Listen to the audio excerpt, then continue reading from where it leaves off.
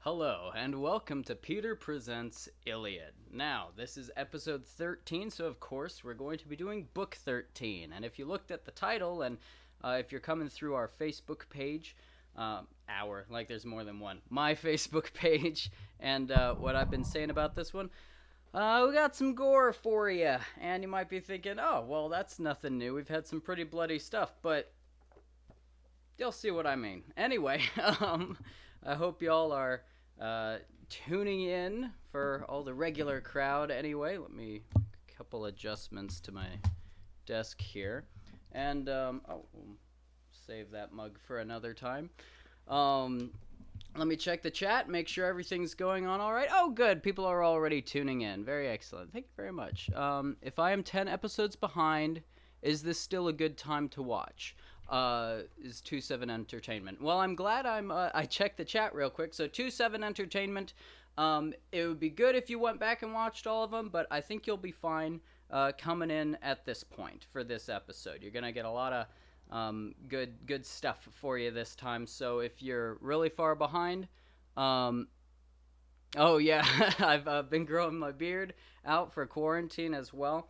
So if you're just coming in, you can still enjoy this episode pretty well. I'll put on the character frame, which is this the right one?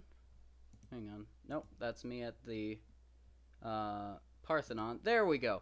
All right, so for newcomers here, I've been forgetting to put this up lately, so sorry about that, but it might help with some of the other characters. Otherwise, you're on your own with keeping track of some of this stuff. So if you're behind, feel free to join in. With this one, I do encourage you to go back because the story does build on itself, but you should be fine for this episode if you're just tuning in for the first time. And with that, we're going to get started then, I think, with Iliad 13. So when we last left our heroes, remember, Hector, the hero of Troy, Priam's son, had smashed the gates of the Greek camp in their great wall that Poseidon didn't like very much because they had not offered sufficient sacrifice to thank him for all the work that they did. So the Trojans are really hammering it in, and there's all these prophecies that Troy is going to fall, but now it looks like the Trojans are winning because Zeus has given them favor, and Hector picked up a big stone and smashed the gates open, and splinters went flying everywhere. And he's like, "Come on, boys, let's get them!" And they all charged in. So that's where we're picking up. I have here my NASA mug because I forgot to mention last Monday. Big congratulations to NASA for the liftoff we had. I believe it was on Saturday. To our astronauts, I just want to say thanks for continuing to do the good space, exploration stuff, and don't be in too big of a hurry to come back home. Things are a little crazy here. Enjoy your time off-world, and yeah, so I hope you all have something nice to drink with you. Yummy. Yeah, at the end of this series, I'm going to do a side-by-side photo of me before and after to see, how I've changed. I'm growing in a Greek beard. I'm going to make it all pointy and stuff, perhaps. We'll see. Maybe I'll chicken out. I don't know. But I think that's enough time for people to tune in and get us all settled. So let's begin. Iliad 13. After Zeus had brought Hector and the Trojans to the Greek ships, he left the combatants to their misery and turned his luminous eyes far away, scanning the horse country of Thrace, the Mysians, who fight in tight formation, the Hippopoemalgi, whose diet is mare's milk, and the Abii, most righteous of humans, and turned his eyes no more to Troy. He never dreamed that any of the immortals would go to help the Trojans or the Greeks. But Poseidon wasn't blind. He sat high on the topmost peak of wooded Samothrace, marveling at the war going on beneath him. He could see all of Ida and Priam's city, and the Greek ships from where he sat. The sea crawled beneath him. He pitied the Greeks being beaten by the Trojans, and he was furious with Zeus. 3 enormous strides took him down the craggy mountain, and each footfall sent tremors through the wooded massif as the immortal sea god descended. A 4th step took him to his goal, Aegea, where his fabulous palace was built, shimmering gold in the depths of the bay. He harnessed to his chariot a team of horses, bronze-hooved, gold-maned, and swift, and clothed himself in gold, and gripped his golden whip, and stepped onto his chariot, and went driving over the waves. The sea parted in joy before him, and all its denizens frolicked beneath him, acknowledging their lord. The chariot flew on, the bronze axle below never got wet, and the prancing horses took Poseidon to the Achaean ships. A wide cave is submerged in the deep water midway between Tenedos and rocky Imbros. The Earthshaker reined in his horses there, unhitched them, and threw out ambrosial fodder for them to eat, and he put hobbles of gold on their feet so that they would wait there until their master returned. Then he went off to the Greeks. The Trojans were swarming behind Hector like flame or rumbling wind, and their howls expressed their belief they would take the ships of the Greeks and kill beside them all their best. But Poseidon, who circles the earth and shakes it, had emerged from the sea to urge on the Argives. He assumed the form and voice of Calchas, and spoke to the Ajaxes, who were ready to hear. "You 2 men will save the Greek army if you just summon your strength and don't panic. The Trojans aren't invincible. The Greek line will hold everywhere else they've climbed the wall. It's only here that I have a premonition we might be hurt, where a firestorm rages in the person of Hector, son of Zeus, as he says. May some god put in your hearts the will to stand firm yourselves and encourage the others. You could force Hector back from the ships then, even if the Olympian is behind his charge." And the Lord of Earthquake struck them both with his staff and pumped strength into them, lightening their limbs and their hands and feet. And the god himself rose like a hawk that lifts itself from a sheer precipice and soars downwind after another bird. So Poseidon was gone across the dusty plain.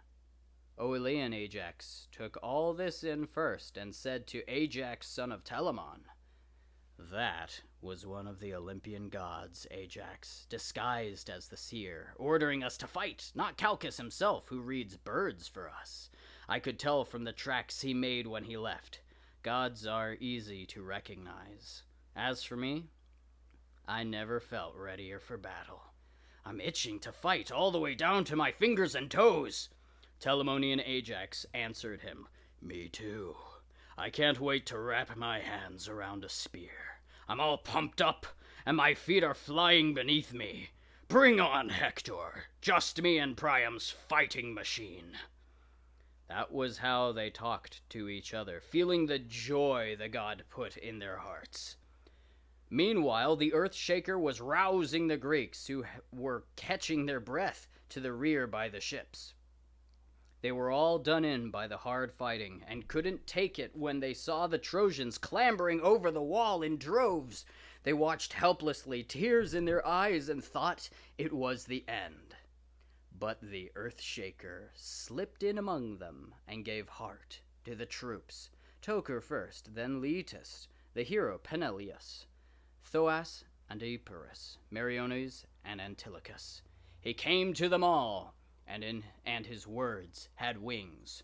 "Shame on you, Argives! To think I trusted you raw recruits to fight for our ships. If you're backing off when the going gets tough, then this is the day we get beaten by the Trojans. I can't believe what is before my eyes. A disaster I thought would never happen. The Trojans going for our ships. Up until now, they've been like spooked deer that dodge through the woods to become dinner for jackals, panthers, and wolves, totally defenseless, no fight in them. That's how the Trojans have been with us, unwilling to offer the slightest resistance. But now, they're out fighting for our hollow ships because, thanks to our leader's cowardice and dissension in the ranks, we would rather be killed beside our sea-going vessels than defend them. But even if Agamemnon is completely to blame for all this because he dishonored Achilles, that's no reason for us to go slack in war. Let's do what good men do and make amends. It's no longer right for you to slough off, not you, our army's best. I wouldn't bother with some sad sack who was sitting out the war, but with you, I couldn't be angrier. You've gone soft, and the upshot of your laxness is going to be worse trouble to come, and soon. Don't you remember what shame is or retribution?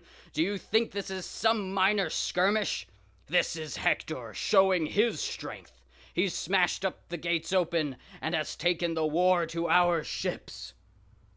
In this way, the Earthshaker roused the Achaeans. The columns that formed around the two Ajaxes were so tight they could have passed inspection from Ares, or from Athena, the soldiers' goddess.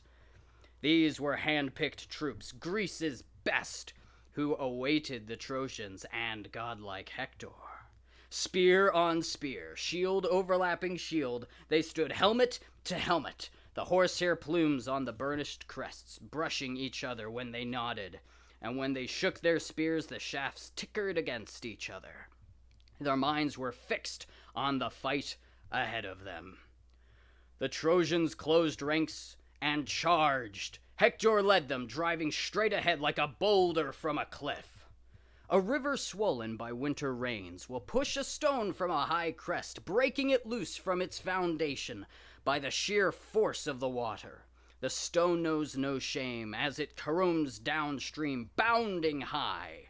The woods echo its sound, and nothing can stop it until it reaches level ground. But then it rolls no more. So too with Hector. For a while he threatened to cut his way to the sea through the ships and huts, killing as he went. But when he hit the Greek line, he was stopped cold, and the sons of the Achaeans, thrusting with swords and spears, pushed him back. Shaken, Hector gave way, but his voice boomed out to the Trojans and their Lycian allies. "Stand your ground, men! This tight Greek formation cannot contain me. They'll fall back under my spear all right, if it is true that the best of the gods, Hera's thundering husband, has urged me on." Hector's speech aroused their enthusiasm. Deiphobus, Priam's son, strode out, almost danced out behind the disc of his shield. Meriones took aim at him with a polished spear, and cast. The spear hit the taut bull's hide, but didn't pierce it, the long shaft shattering at its metal socket. Deiphobus held the shield at arm's length, afraid the point would come through. Meriones made his way back to his own people, angry because he had been cheated of victory and had broken his spear. He made his way back through camp to retrieve a spear from his hut. The others fought on in the eye of war. Teucer, son of Telamon, killed his man first, the spearman Imbrius. His father, Mentor, raised horses, and he lived in Pedaeum before the war with his wife, Medicast, one of Priam's bastard daughters. When the Danaans came with their curved ships, he moved back to Ilion, and had quarters in the house of Priam, who accorded him the same honor as his own natural children. Tokar jabbed his spear into his jaw, and when he pulled it out, Imbrius fell. He fell as an ash tree falls, a tree that is a landmark on a mountain crest, and when it is cut through with bronze axes, it brings all its soft leafage down to the ground. Imbrius' tooled bronze clattered around him, and Tokar rushed up to relieve him of it. Hector cast at the moving target he made, but Tokar had his eye on the bright spear and managed to dodge it. No matter. It hit Amphimachus instead, whose lineage went back through Cteus to Poseidon, square in the chest as he entered battle. He crashed to the ground, bronze clattering, and Hector ran up to rip the helmet from Amphimachus' noble head. But he didn't get that far. Big Ajax lunged with his spear as Hector charged. The point never reached his brawn-cased skin, but it struck Hector's shield with enough force to drive him back from both fallen bodies, which the Greeks proceeded to drag away. Two Athenians, Stylus and Menestheus, hauled Amphimachus off to the Greek side, while the two Ajaxes did the same for Imbrius. Two lions have snatched a goat from snarling dogs and are carrying it off through the thick underbrush, holding it in their jaws, high above the ground. They held Imbrius high and stripped him. When they got the armor off, Oilean Ajax, angry for Amphimachus, lopped off his head and whirled it like a ball through the crowd. It fell in the dust before Hector's feet. Poseidon was pulsing with anger. His son's son had fallen in the hard fighting. He went through the ships and huts to rally the Greeks and to build trouble for the Trojans. Idomeneus, the great spearman, bumped into him as he came from a friend who had been wounded, a gash in the knee, and carried out of battle. He had just briefed the medics and was going back to his hut, anxious to return to the fight, when the Earthshaker spoke to him. Likening his voice to that of Andraemon's son, Thoas, lord in Pleuron and steep Calydon, and honored as a god by the Aetolians there. Idomeneus, you, the Cretan commander, what has happened to all the threats the Greeks once issued against the Trojans? And Idomeneus, commander of the Cretans. Thoas, there's not a Greek here at fault as far as I know. We're all experienced, no one has panicked, no one has deserted. My guess is that it is great Zeus's pleasure that the Achaeans die a nameless death here, far from Argos. But look, Thoas, you have always held your own in battle, and now you're rallying others. Keep it up, don't let anyone hang back from the fight. And Poseidon, who shakes the continents, Idomeneus, may the man who willingly shirks battle today never return from Troy, but become a ragbone for the dogs of Ilion. Get your armor on and let's head out. We have to work together and do our best to help out, even though we are only two. Teamwork makes even riffraff do well, and you and I know how to fight with the best. He spoke and returned, a god to men's toil. When Idomeneus reached his well-built hut, he strapped on his armor, took 2 spears and walked out like a lightning bolt that Zeus shakes down from Olympus' glare as a sign to humans, blinding forks of light, the bronze on his hero's chest as he ran. Meriones, his second in command, met him near the hut where he was going to get a spear for himself. Idomeneus boomed out at him, "Meriones, son of Molus, old friend, what's this sprint away from the battle? Are you wounded? Were you nicked? Or do you have a message for me? Myself, I'm not for sitting in the huts, but for fighting." And Meriones, who knew what to say, "I came here for a spear, Idomeneus. If there are any left in your hut, the one I had shattered when it hit Deiphobus' shield." And Idomeneus, the Cretan commander, "Spears? You can have 20 if you want, standing along the white plaster wall as you go in. Spears I take off, Trojans I kill in close combat. I have plenty shields too, and helmets, and breastplates." Meriones knew how to respond. "The hut by my tarred ships is also filled with Trojan spoils, but it's not close by. I know what it means to fight up front and win my share of glory in war. There might be 1 or 2 Greeks around who haven't noticed, but not you."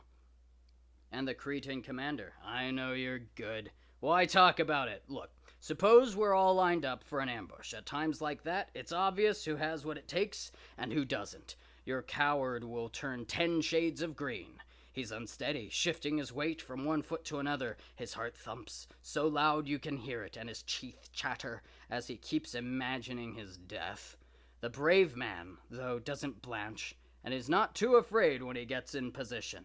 His only prayer is to get on with the battle. At a time like that, no one would slight you. If you were hit in battle or took a shot, it wouldn't be in the back or the neck, but in your chest or belly as you came on hard in the front lines. Come on, though, let's not stand around talking like kids. Someone might see us and really blow up. Go on in and get yourself a spear. Meriones ducked into the hut, got a spear, and followed Idomeneus, intent on war. Ares himself sometimes goes to war, and takes with him his son, Rout, who is as valiant as his father, and can turn even the bravest man to fight. They arm themselves and go forth from Thrace, to join either the Ephyri or Phleges, but not really care which side wins. Thus the two human captains going to battle in their bronze, Meriones saying to Idomeneus, Where to, son of Deucalion? Should we enter on the right, and center, or left, where the Greeks will likely need to help the most? And Idomeneus, the Cretan commander, We have some good defense in the central ships. Both Ajaxes and Toker are best bowmen and a good man in hand-to-hand combat. These will give Hector all he wants and more, no matter how tough he is. He'll be fighting uphill all day trying to beat them back and burn the ships, and won't be able to unless Zeus himself throws a torch on the holes. Ajax won't yield to anything human, that's for sure. Anything that eats bread can be split with bronze or crushed with stones. He wouldn't even give way to Achilles, not in a close fight anyway, although no one could touch Achilles in the open field. As for us, let's do as you suggest and go left, so we can find out whether we'll give glory to another or another to us. He spoke, and Meriones, moving like Ares, led the way to the left side of the camp. When the Trojans saw Idomeneus and his lieutenant in their buffed armor, it was as if they had spotted a fire. Calling to each other, they converged on the pair, another knot in the battle by the sterns of the ships. Howling winds with gusts, up to 50 on a day when the gravel roadbeds are dry, will raise up indiscriminate clouds of dust. That was how they closed with each other, and all their blind desire was to shred flesh. With stropped bronze, eyes squinting against the glare of helmets and corselets just polished that morning, and the confusion of shields like so many suns shining through a bristling forest of spears.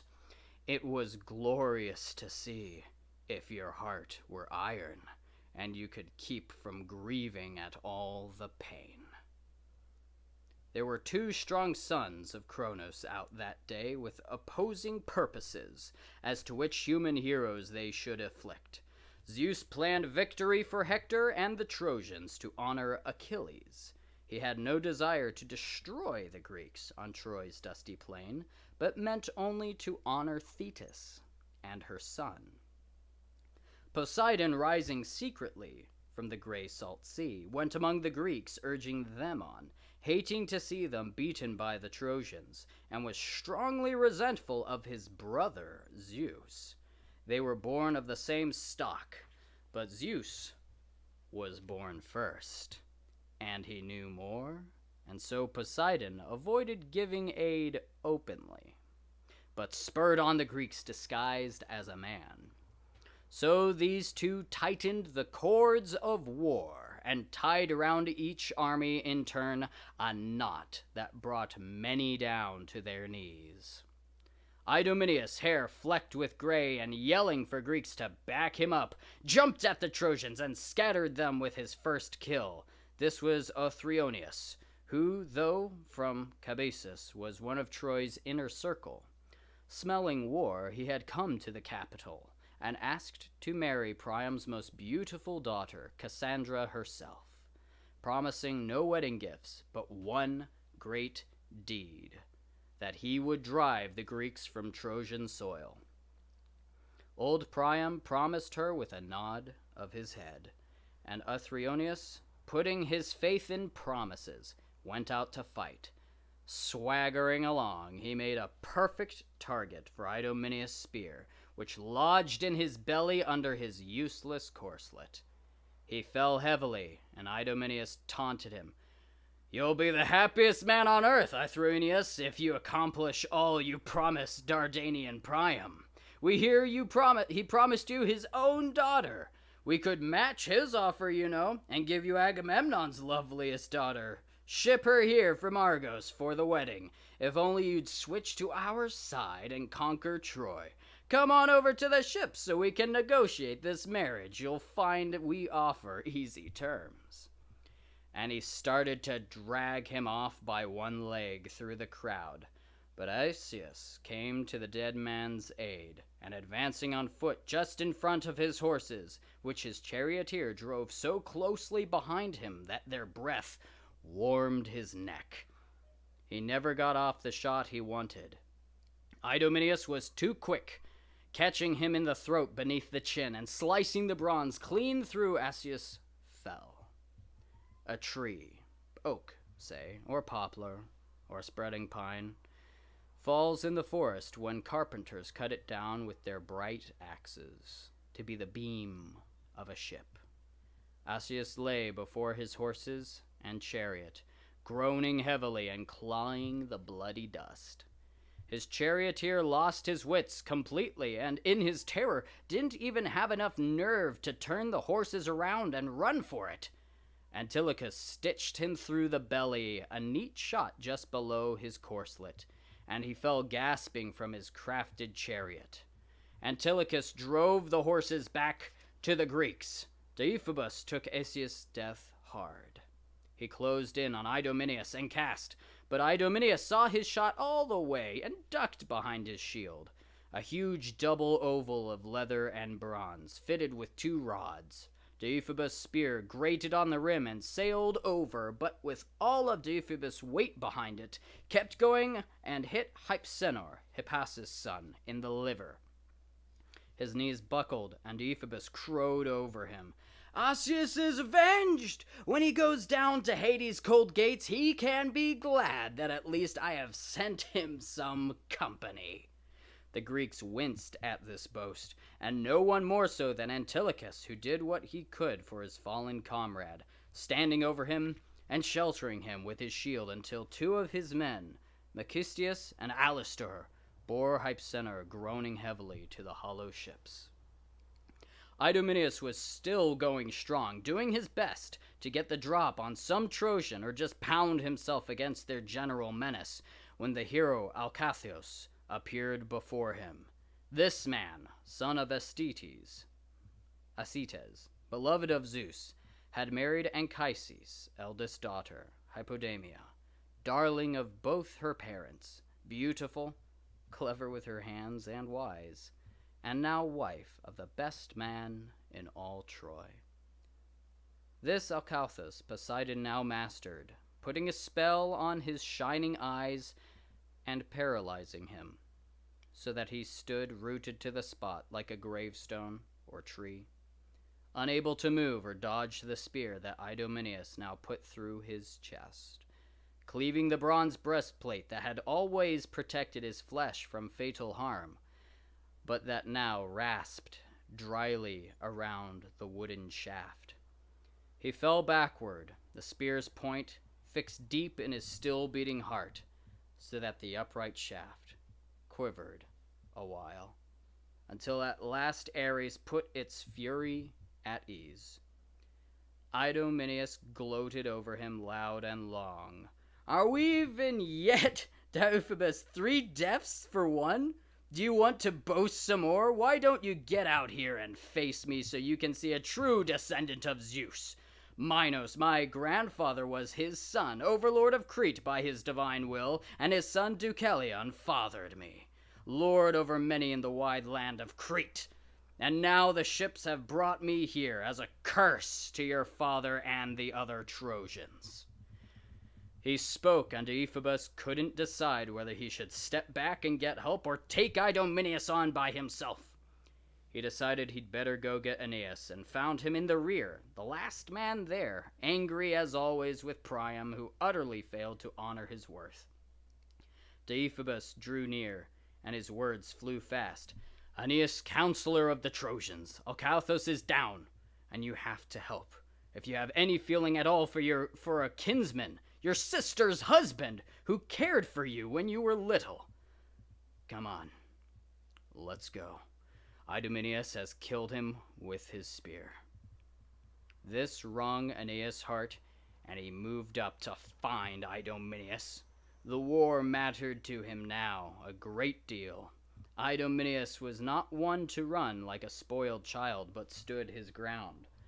A boar in the mountains is sure of his strength, and when gangs of hunters try to flush him out in some desolate spot, he waits as they come, bristling his back, eyes blazing, whetting the tusks he will use to scatter the men and their dogs. Idomeneus, famed for his spear, waited as Aeneas came on. He didn't yield an inch, but he called to his friends Ascalaphus, Amphiaraus, Deipyrus, Meriones, and Antilochus, masters of the war cry. His words flew out to them as he urged, "Come help me out, friends. I'm by myself and scared to death of this Aeneas, who's closing in fast. He's a hell of a fighter and in his prime. If we were his age and in the mood we're in, it'd be over fast. He might still win big, but so might I." And they closed ranks, locking their shields. Opposite them, Aeneas called to his comrades, to Deiphobus and Paris and Agenor, his peers in the Trojan command. Their troops flocked behind them, sheep following rams from pasture to water. The shepherd's joy. Aeneas that glad when he saw a nation of soldiers at his back. They fought over Alcathous with their long pikes, and the bronze plate on their chests rang like gongs, and above them all two men, Idomeneus and Aeneas. Like gods of war, strained to shred each other's flesh with cold metal, Aeneas cast first, but Idomeneus, watching him all the way, sidestepped the missile, which, launched by a strong arm but with nowhere to go, burrowed, quivering, into the earth. Idomeneus' throw hit Oenomaus full in the belly, smashing the plates on his corselet and letting his entrails gush through the hole. He fell, clawing at the dust, Idomeneus' spear casting a long shadow on the plain. He pulled it from the corpse, but could not get the armor off with all the pressure he was under. The veteran could no longer trust his feet in a charge, either to follow his own throw or dodge another's. And so, unable also to get away quickly, he had no choice but to stand and fight and beat off the pitiless day of doom. As he inched his way back, Deiphobus, whose anger toward him had not lost its edge, took a shot at him. His spear burned the air, but missed Idomeneus again, hitting instead Ascalaphus, Ares' son, stitching his shoulder. He fell to the ground and clawed at the dust. Ares as yet knew nothing of his son's fall. The blaring god sat under golden clouds on Olympus' peak, constrained from war by Zeus's will, along with the other immortals. The fighting began over Ascalaphus' body. Deiphobus managed to tear off his helmet, but dropped it when he was hit in the arm by Meriones' spear. It fell with a clang. Meriones sprang again like a vulture, pulled his spear out of Deiphobus' arm, then drifted back into the ranks.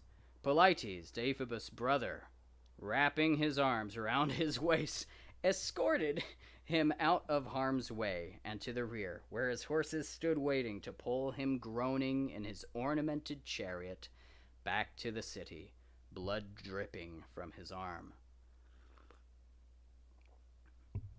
The rest fought on, drowning in their own noise. Aeneas jumped Amphiaraus, Caletor's son, and having a good angle on his throat, sliced through it with his spear.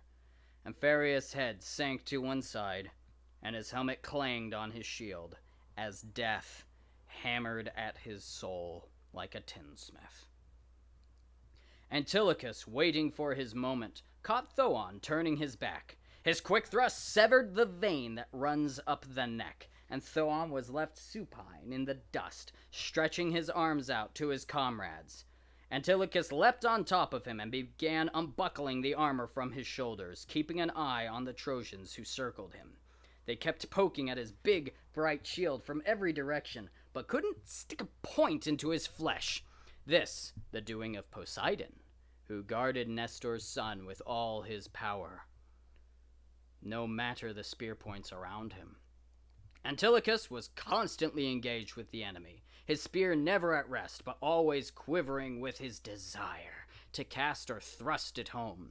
He was taking dead aim at someone in the throng when Idomeneus, Asius' son, zeroed in on him and hit his shield from point-blank range. The blue-maned sea god canceled the shot and denied it the life of Antilochus. Half the spear stuck in the shield like a charred steak. The other half lay on the ground.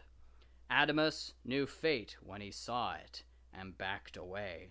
But Meriones went after him, and his throw caught Idomeneus where Ares hurts men worst, sticking him between the navel and the genitals. He doubled over, leaning into the shaft, and writhed and twisted the way a bull will when mountain men tie it and drag it along. So too Idomeneus, but only for a while, until the hero Meriones drew the spear from his gut. Then darkness drifted like a veil on his eyes. In the hand-to-hand fighting, Helenus hit Deipyrus' temple with a huge Thracian sword, ripping the helmet from his head and sending it rolling through the combatant's feet until one of the Greeks scooped it up. By then, Deipyrus' eyes had gone black. The son of Atreus took his death hard. Menelaus, good at the war cry, and he strode menacingly toward the Trojan hero, brandishing his sharp spear as Helenus drew back his bow. They each shot at once, the spear and arrow crossing in midair. Helenus' needling arrow going on to hit Menelaus' breastplate and clang off the bronze. Think of dark beans or lentils, bounding up from the broad shovel a winnower wields in a great threshing floor, swept by shrill winds. Thus the arrow that ricocheted off Menelaus' corselet and went flying away. But Menelaus' own shot wasn't wasted. The sharp spear point hitting Helenus' bow hand and going right through it into the polished wood. He fell back among his comrades, avoiding death, the ashwood spear trailing from his hand, until great Agenor pulled it out from him and bound the hand with a strip of twisted wool, a sling, actually, from his squire's kit. Poseidon now made straight at Menelaus, death drawing him on toward his fated end, to be killed by you, Menelaus, in the melee. When they were within a range of each other, they each cast, Menelaus' spear missing wide, Poseidon's hitting his shield but shattering at the socket against its metal face. Poseidon still had hope for victory, and when the son of Atreus leapt at him with his silver-studded sword, Poseidon drew from beneath his shield an axe of fine bronze with a long haft of polished olive wood. They struck each other at the same moment, Poseidon's axe hitting Menelaus' helmet on the horn just beneath the horsehair plume. Menelaus' sword smashing Poseidon's brow just above the nose. The bones snapped. Both eyeballs popped out in blood and dropped at his feet in the dust, and Poseidon doubled over and fell. Menelaus put his foot on his chest, and as he ripped off his armor and gloated over him, All you Trojans will be leaving our ships like this, you arrogant bastards. You can't get enough of fighting, can you? Can't get enough of abusing people as you've abused me. No room in your heart for the anger of Zeus, the Lord of Thunder, God of host and guest, whose wrath will destroy your towering city. You came and took my bride, made off with all my stuff, and after you were her guest, and now you're all hot to burn our ships, cut us off from the sea, and kill our men. But you won't, for all your eagerness to fight. Father Zeus, they say you are the wisest of gods and men, yet all this is from you. Somehow you honor these violent men, these Trojans with their reckless strength and insatiable appetite for the horrors of war. When it comes to getting enough, everyone else would rather have all they want of sleep or love or of sweet song or fine dancing, but the Trojans are gluttons of war and cannot get enough. Thus Menelaus, as he stripped off the last bit of bloody gear and gave it to his men, then went back and took his place in the front. He was attacked immediately by Harpalion, who followed his father, King Palamenes, to Troy and the war, but never returned home. His spear hit Menelaus' shield from close range, but not hard enough to go through. Unnerved, Harpalion drifted back to his comrades, glancing warily over his shoulder, half expecting to feel bronze in his skin. As he retreated, Meriones shot at him. The bronze-tipped arrow hit his right buttock, sliding beneath the bone and into his bladder. Harpalion sank into his comrade's arms and breathed out his life, stretched on the ground like an earthworm in a pool of black blood. The Paphlagonians tended to him and took him on a chariot to sacred Ilion in sorrow. His father went with them, weeping. Nothing would ever replace his dead son. Paris was enraged at his killing.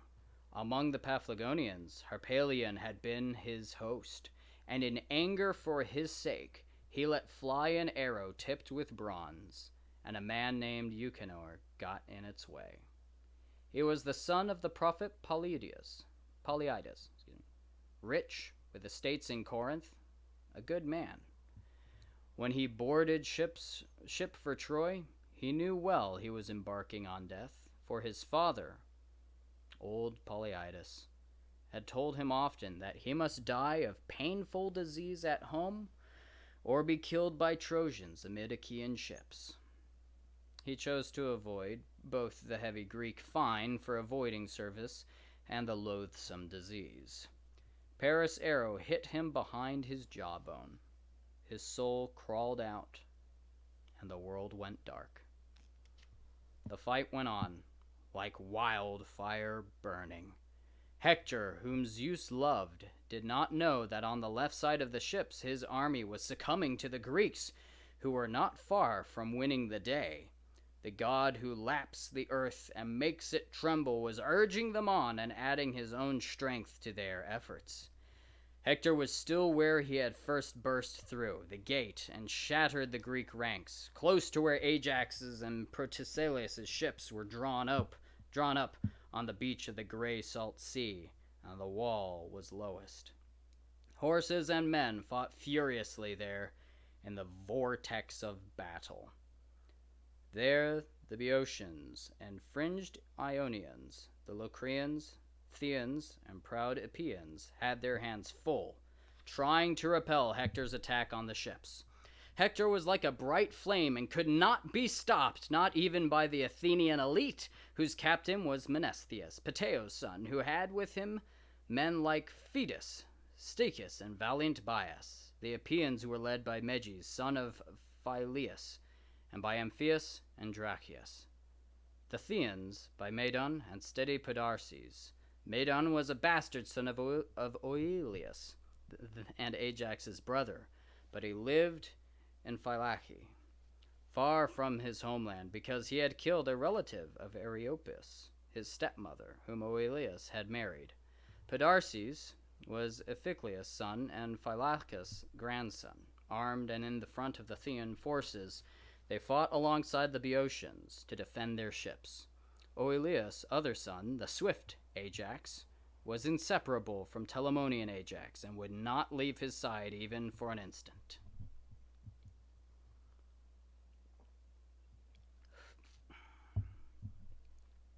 A team of oxen with faces dark as wine strain together at the jointed plow, pulling it through a field that has not been worked in years.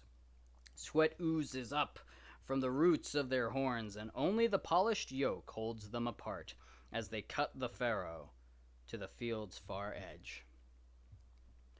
The two Ajaxes stood side by side in battle. Telamonian Ajax had his cadres with him, and when there was always someone to relieve him of his heavy shield when he began to tire. But Locrians, commanded by Oilean Ajax, were not at his side. They were not trained to stand and fight in close range, nor equipped. They had no bronze, plumed helmets, no shields, no ashwood spears, but trusted to the bows and twisted wool slings they had brought when they followed him to Troy. They now shot thick and fast, trying to break the Trojan lines, and the front troops in full battle gear engaging Hector and his Trojans. In the rear, archers and the Trojans, confounded by their arrows, were losing the will to fight.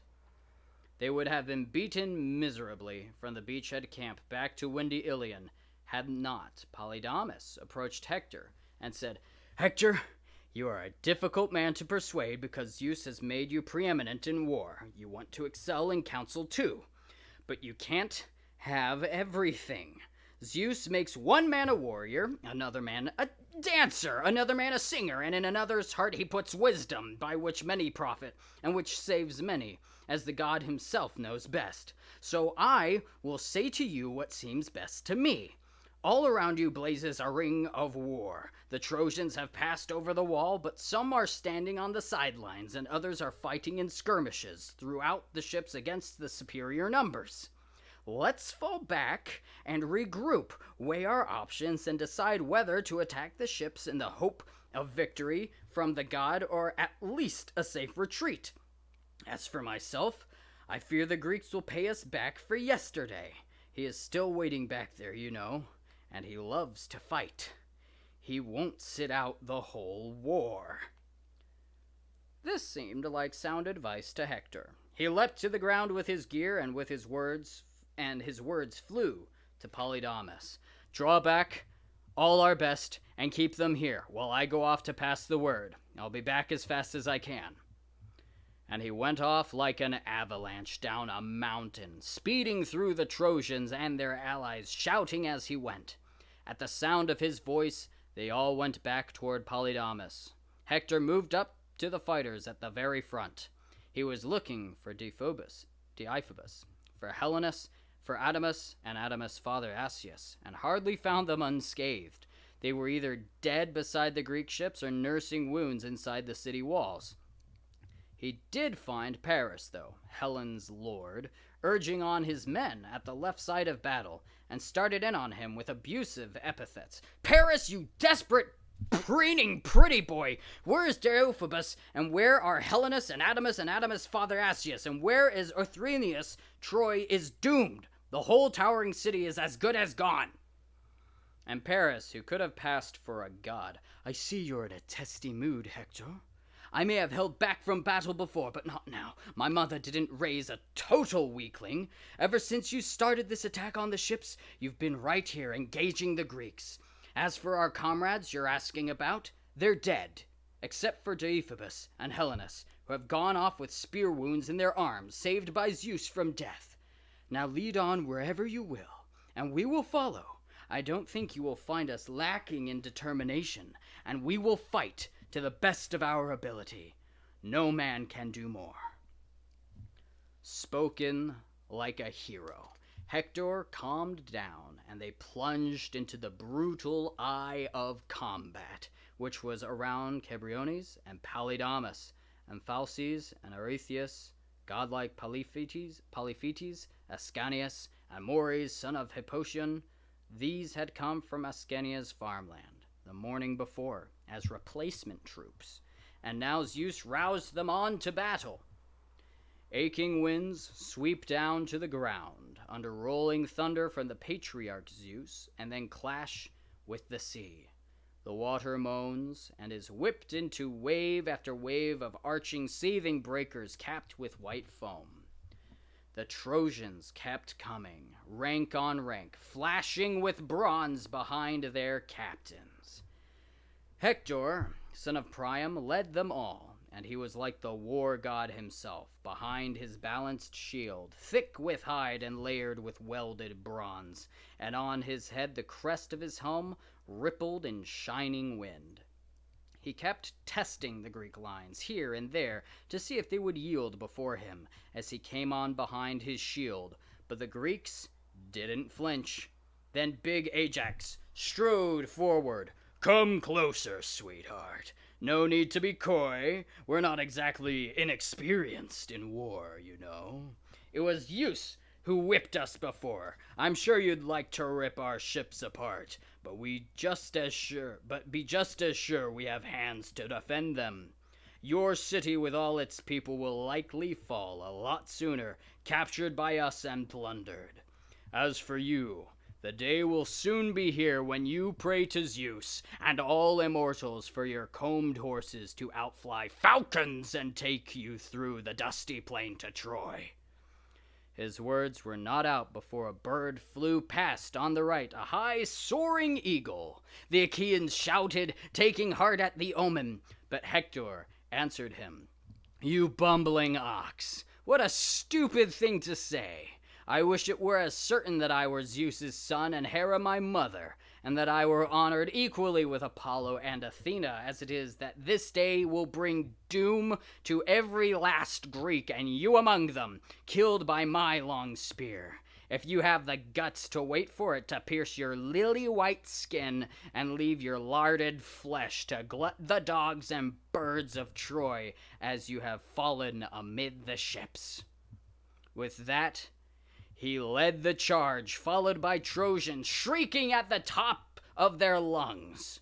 The Greeks answered with cries of their own, digging in their heels at as Troy's best came on, and the noise from both armies blended together and rose through the air to the brightness of Zeus.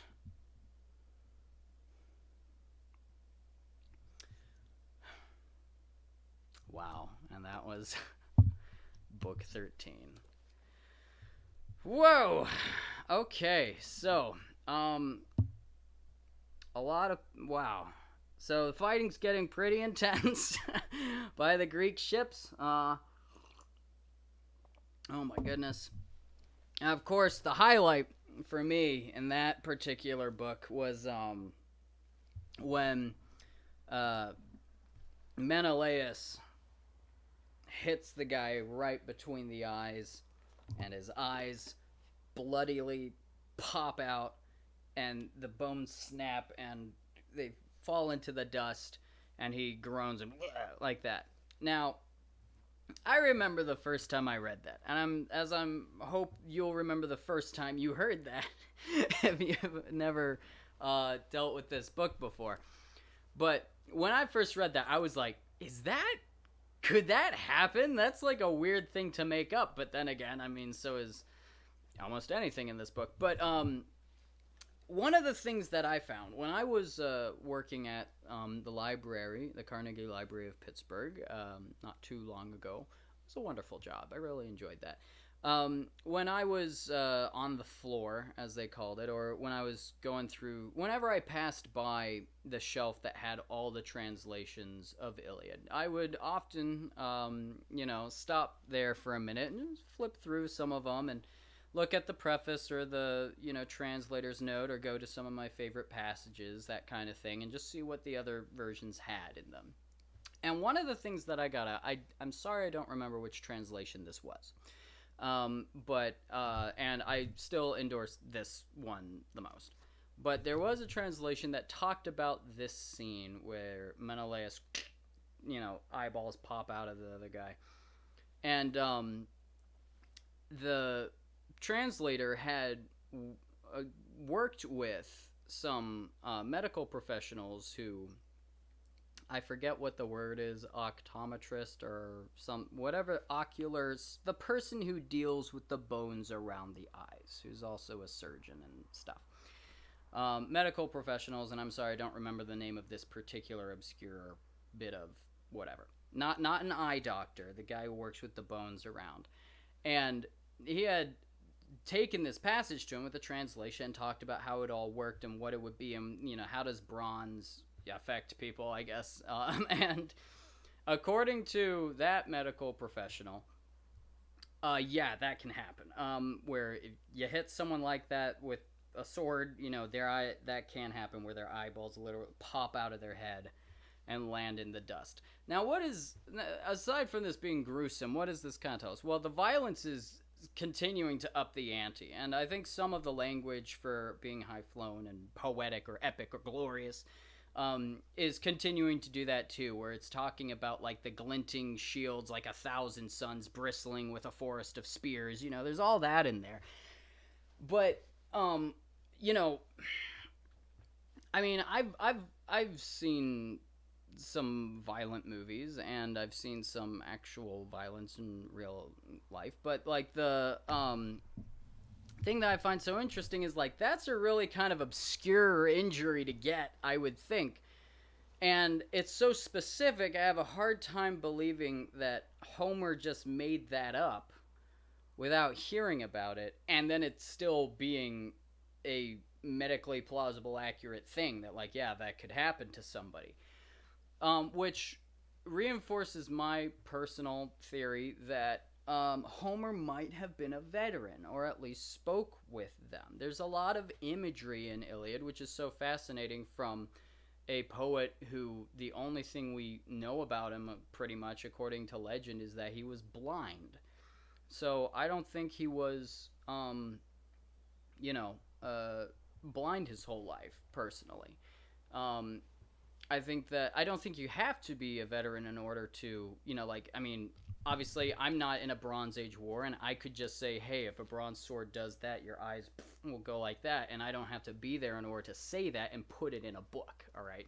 Just like Steven Spielberg didn't have to storm the beaches of Omaha in order for everybody who was at Omaha who saw Saving Private Ryan to say, yeah, that's exactly how it happened, But I think it's so interesting that the violence in Iliad is so realistic, because that's not a given. All right, like if you look at a movie today that isn't Saving Private Ryan, like if you look at Django Unchained, even if it's an R-rated movie or something, no spoilers, don't worry. But if someone gets shot, the blood doesn't look right a lot of the time because it's meant to look good, and they make sure there's a light behind it so that the blood really catches the light, so it's all red and you get to see it better. Like that's part of the entertainment of movies is that, and people who see real violence a lot of the time will remark like it wasn't like a movie, because they see movies and they believe them because they see them, but movies didn't really invent the idea of dressing up the gore. Like people have told stories forever, and that, oh, well, when this happened, this other thing happened, and it was, but the things that Homer describes are real wounds, real, like, that's what happens when you do this to somebody. And they're, like, a lot of them are really weird. Like, when, earlier in the story, when, guys, like, it was one of the earlier books, someone got a spear to the back of the neck, and the blade of the spear went through his mouth and cut the tongue off. We already read this. And the tongue fell into the dust, and the guy died biting bronze. That's a horribly gruesome way to die. It's like, normally, if you were just, I mean, I don't want to, project creativity on other people, but I would think that if you were just going to make something up, you would just say he threw the spear in the back of his head and it came out the other side. But the whole, like, yeah, it can cut the tongue off. It's like, ugh, yeah, nasty. But that's such an interesting thing because I just find that so crazy that the book it's these two ideas again. You've got the glory of war, the sort of demigod way of looking at it, versus the realistic, hey, by the way, this guy's dad was there. Like, it's getting worse. These stories of personal life are getting worse, where you hear like, oh, by the way, not only do we know about this guy's father, this time a character's father was there and saw him get killed and then takes him back to the city. It's like, geez, Homer, you're really kind of bumming me out with this stuff. It's like, isn't this supposed to be like a fun war story? It's like, it's a fun action movie, whatever. It's like, no, it's like some of the characters seem to be living that way. They're like, yeah, let's get glory, let's have fun. That's how Achilles always did everything. Achilles never lost anybody important to him, really, in like a fight. And but whenever someone like Ajax or Diomedes like kills somebody, you see the other horrifying side of it. It's like that night raid in book 10 when Diomedes kills a bunch of people. It's like, and then they peel out of there. But then the next thing we hear about is someone else who wakes up and sees all his dead friends. He's like, oh my gosh, I know that guy. I know Rhesus. I know that king. And everything's horrifying. And everybody gets panicked and scared. And it's terrifying. I think it's cool how we see also like the religion in this, where Zeus is siding with the Trojans, at least for a bit, but he's doing that to help out Thetis with Achilles, so it's really kind of like he's helping the Greeks. But then Poseidon is working against Zeus in a way, because he wants to help the Greeks out, but he's also mad at the Greeks for the walls. So it's like there's a lot of really complicated relationships going on here, because Zeus and Poseidon are brothers, of course. So, as it mentions.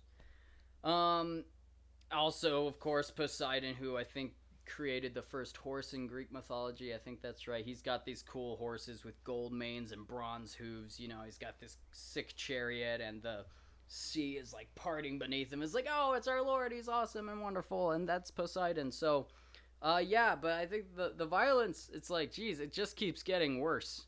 And although the battle's getting more desperate, like we're closer to the ships and stuff, there is this repetition. There's a monotony to it. And part of that's because it's Greek poetry, and poetry has repetition in it. It's easier to memorize and all that stuff. But I think that's part of the point of the story, is these same things keep happening again and again. And that's one of the things that I found surprising about the account of a World War II soldier, Audie Murphy, who was a great American soldier who won the Medal of Honor, I think 2 Purple Hearts. He got every decoration that the United States gives the Army, and then other countries gave him decorations in addition to that.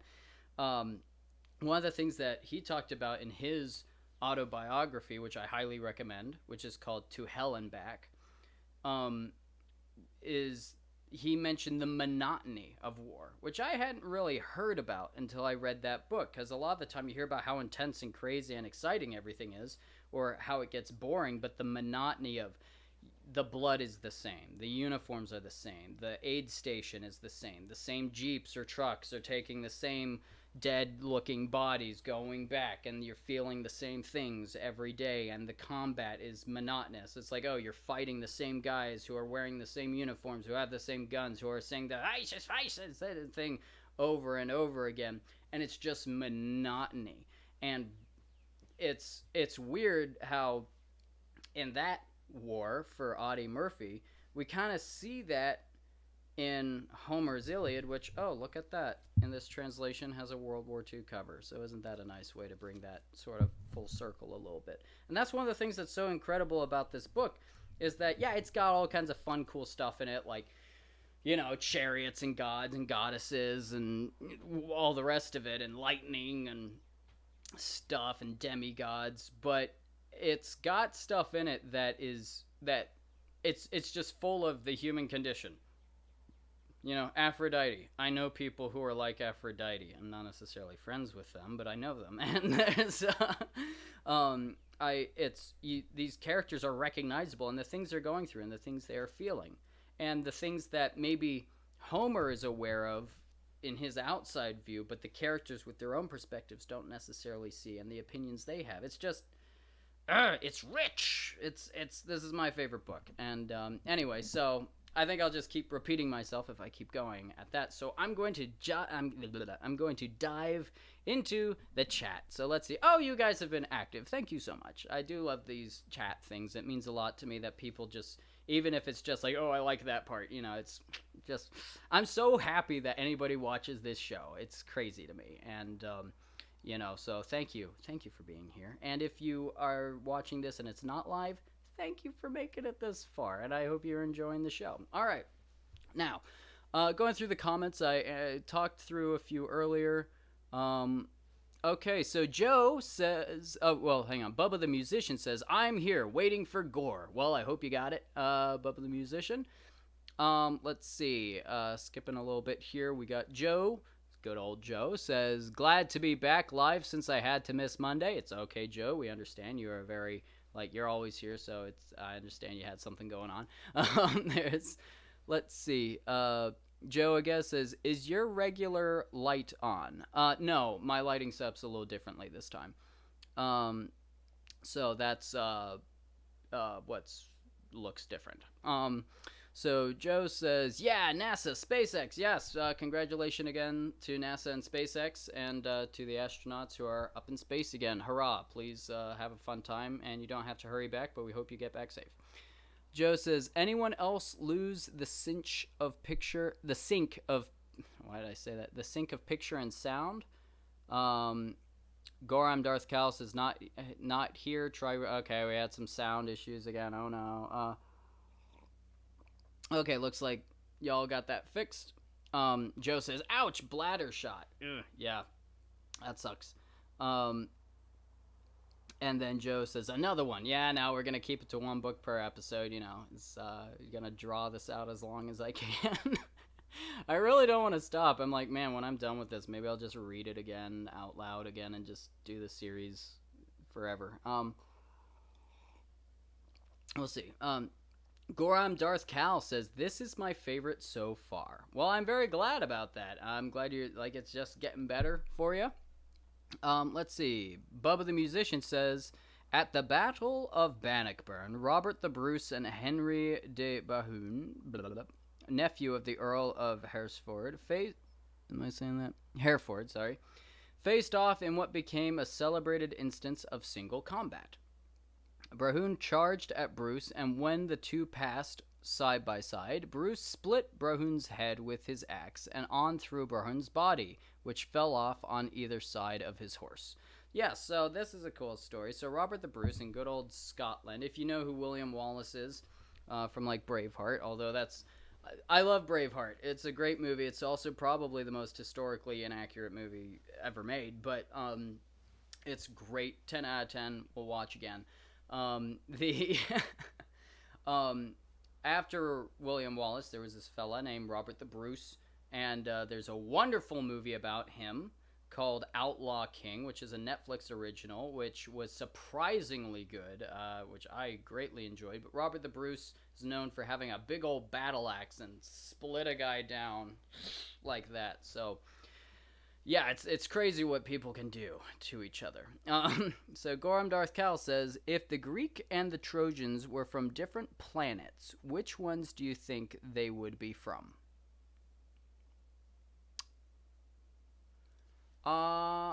Like, are you talking like Star Trek planets? Like, do you mean like who would be the Klingons and who would be Starfleet? Or like Saturn and Mars? I'm not quite sure I understand the...